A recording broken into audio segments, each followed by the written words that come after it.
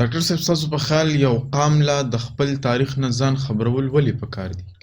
زما خیال دا دی چې د قام لا پکار دي چې د خپل تاریخ نه ضرور ځان خبر کړي، کو چېرې فرض کړي په ژوند کې یو غټ مقصد لري یا یو غټ منزل لري.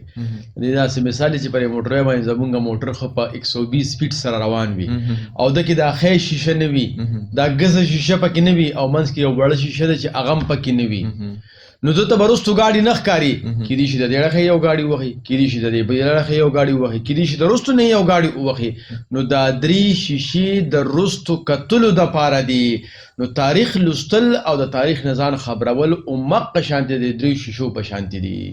کو چرې کم قام د تاریخ نه خپل ځان خبر ک هغه ته په پته ولګي چې زموږ مشرانو سره چا غداري کړې وه، نو که هغه خلک په نوې جامه کې راشي دی به پیژني.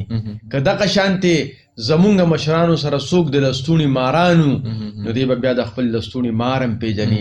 کله چې یو انسان د خپل تاریخ نه خبر وي نو هغې ته به پته لګېږي چې زمونږ مشرانو کومې غلطیانې کړې وي، نو هغه غلطیانې به مونږ نه کوو، نو مونږ ته به مشکلات نه وي. یو خبره. دویم، کم خلک هم چې د یو اوږد منزل لپاره منصوبه بندي کوي که نه، لومبې له هغې له پکار دي چې د خپل تاریخ ولولي. دویم، د کم قامونه چې د ترقۍ په لاره باندې ګامزن دي د هغې تاریخ هم ولولي چې هغې ولې ترقي کړې ده او مخکې د ترقۍ نه هغې کوم مشکلاتو سره مخ وو.